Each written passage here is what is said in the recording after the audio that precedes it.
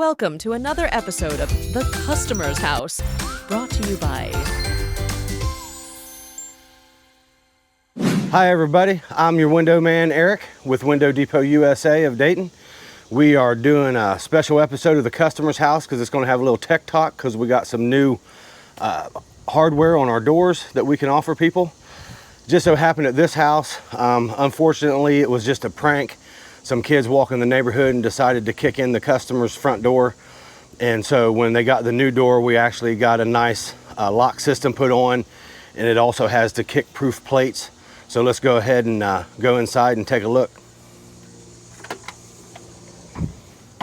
Okay, so they had to get their new front door replaced when I guess the deviants came up and kicked it in. It busted the frame and everything out.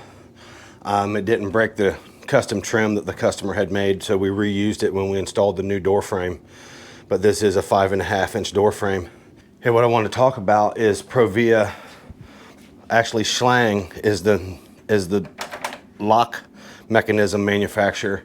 They call this a pano lock, and what it is, it's a 3-point locking system. The aperture is actually mortised into the door, and when you throw the deadbolt at the top and the bottom, you have a 2-point lock. So if you want to come over here this way, you can also see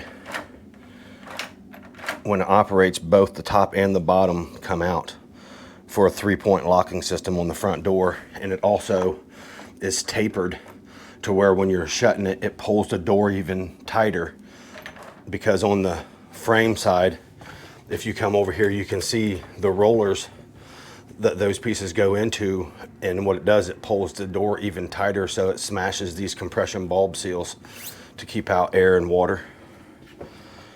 But it's called a pano lock system. Now the doorknob, it's always unlocked on the inside, but you turn it horizontal and it keeps it locked on the outside.